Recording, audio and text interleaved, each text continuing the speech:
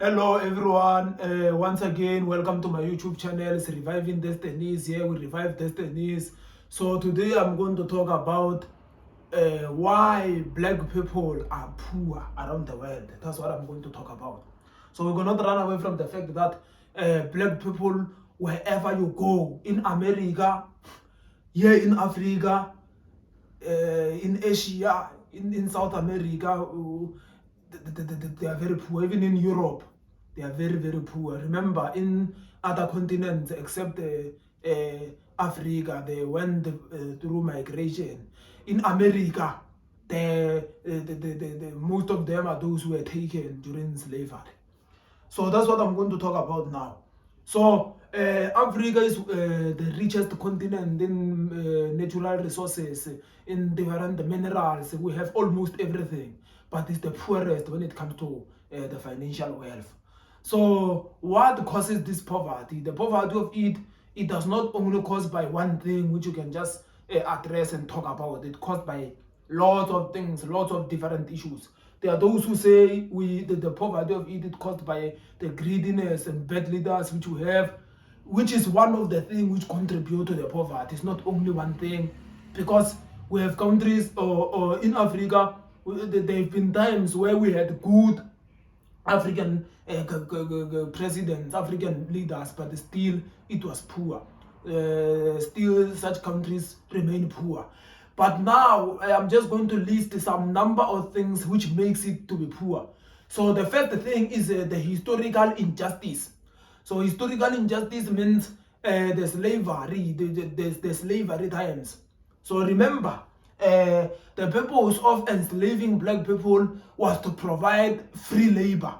And as they provide the free labor, lots of companies and lots of trade, the people used to benefit because of that. That's why there was a times where they were even trading with the slaves which they have. So especially the slaves which were working in America, those are the slaves which really contributed much in the global trade cycle which they did. So, and lots of the people who were slave owners, they really accumulated lots of wealth. But now someone can ask, but the slavery ended long time ago. But bear this in mind. Remember, wealth is generational. Wealth move from one generation to another. There is high probability that somebody who born while their parents were very rich to get rich. It's a fact that you cannot run away. And poverty mostly is generational. It's very difficult for somebody who grow in poverty to climb. And also, it depends on the regional places. In this world, we have what we call North and South rich line divide, where the developed countries, they are being divided with the developing countries. The developed countries, which are mostly in Europe, America, Canada, and also Australia. Those are developed countries. There are many. Those are developed countries. Then the developing countries include countries in Africa, in South America, India, and many more. So those are the countries which they are poor. They are still developing. They are still experiencing poverty. Lots of the problem. And remember, in this world we have 7 billion people or more. More than 2 billion people live below $5 per day, and over more than 200 million people still live without even having a sufficient meal per day. And how is that the case? People who manage to gather wealth in this world, who manage to have something, to gather everything in this world, or meaning that the wealth which happened as a result of the global trade which happened accumulated in some regions, and in some regions there is poverty, especially in Africa, in South America. We can give an example. Lots of global wealth is accumulated in America as a great example. And as it accumulated in America, that's where you can see that many people are very successful in America, and in other countries you'll find that they are just extremely very poor. That's why even if you can check America is a country which has a very high gold reserve. Its currency has a very high gold reserve. And the second thing which you can check is America also, it has a very high minimum wages which they pay. So the real wage which the workers in America got paid is very higher than the living standard which other countries do live. For example, somebody who is in one of our African countries, an average person who earn per month, the earning of an average person per month in an African country, you can pick any country, is much lower comparing to the average wage which they earn per week, not even per month, per week, in countries like America, Canada, Switzerland, and many more. So those you can see that structure of capitalization which operate in Africa, America, and Europe really makes the wealth to be accumulated in certain group of people and in certain regions only, but in other regions it's only poverty and struggles. So that's how it is. So the only thing which can happen is whenever they fix the level of trade, the movement of trade, how countries trade with each other. Because it seems like Africa is being robbed when it's being traded with other countries. Then the second contributor of poverty, that one of trade, I can speak it almost the whole day. I just want to touch other points also. Then another point is the regional problems also. That one will go to that issue of leadership. That countries, yes, they can experience economic growth. Countries, yes, they can make profit through the trade which they have. They can dig the resources which they have and sell it abroad. But what happens is the money which those countries receive only accumulate to certain elites, certain individuals. Also, we can give a very good example with South Africa. South Africa is a country which experiences a very high, the economy of South Africa is growing comparing to many African countries.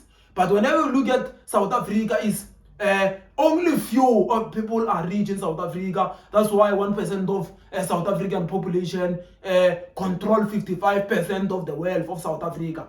0.1% of South African population control 1/3 of the wealth of South Africa. So that's how it is. So whenever you look at South Africa from a distance, you will say South Africa is very beautiful, looking at how beautiful the Cape Town harbors are, the Cape Town city is, how much Joburg is the powerhouse of Africa. But whenever you can dig down in South Africa, looking at the same Cape Town, which we are giving an example with it, looking at the highest murder rates in the townships, looking at the level of poverty in the townships and all the squatter camps, you can see that the structure only benefits some elite and minority. So that's the problems which really need the serious attention. And also, we cannot only blame that structure only. Even the leaders contribute well.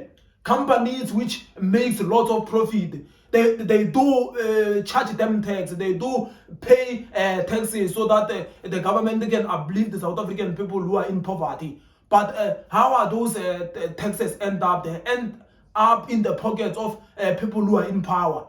Those are the problems also which need some serious attention in our African continent. And people who try to rise to fight all such things, they end up being assassinated, killed by on the way. But at the same time, distribution of what we have is very important, especially in South Africa and in other African countries. So that is the problems which need serious attention. Whenever we solve the global problem, we should also look at the local problems also, the regional problems also. That even if South Africa, African countries do benefit, but the benefit should be distributed among all the citizens of such countries, not only received by minority of people. So that's how it is. Then the third thing is that the spiritual problems. So the spiritual problems,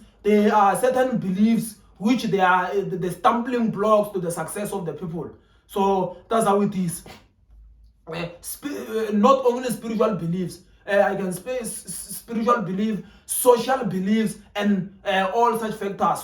So there are factors also which they are stumbling blocks also to the lives of many people, and also they just need to be solved also. You will find that a person must be successful.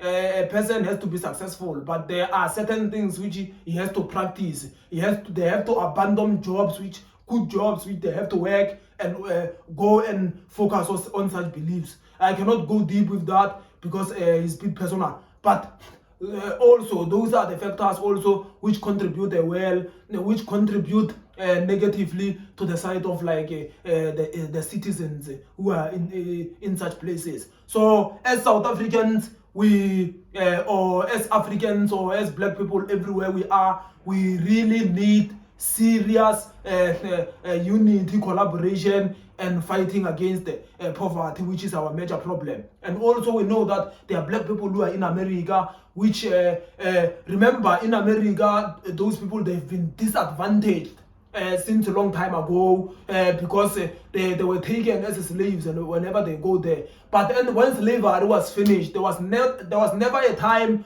where they try to uplift black people. So that's how it is. Things just remain the way they are. There was slavery before, but now they release them from slavery. Still, there is they live a life. In that life, there is nothing which they can do for the living. Then most of them, they end up being gangsters and being arrested. And statistically, it's noted that 80% of the prisoners in America are black people. And it's not because black people commit crimes because they are black. Because poverty strikes them. And they are not poor because they don't work hard, they are lazy, they are not smart. They are poor because they were disadvantaged. Disadvantage not from that generation, historically, and that problem was never resolved since the history of mankind. So these are the issues which we just really need to cut off. The better concept to be used is revolution. So we need to unite as African people, make our continent great, and help African people who are everywhere in the world, in America, in India, in Europe, everywhere in the world, because wherever they go, they don't receive a very great treatment because they are in places which lots of people, you know, that crimes are committed by black people, corruptions are committed by black people because poverty strikes them. Then whenever they go to China, all those countries, America, they look at them with the things which they see on the media about the black people. So the beliefs which white people, Asians, Indians have about black people is sources from what they see from the media. So that's how it is. So the first thing is we have to love ourselves. So that's how it is. So I can finish my video there. Please don't forget to subscribe. Click the notification button, and let me see you on the next video. Comment if you want to comment. Shalom.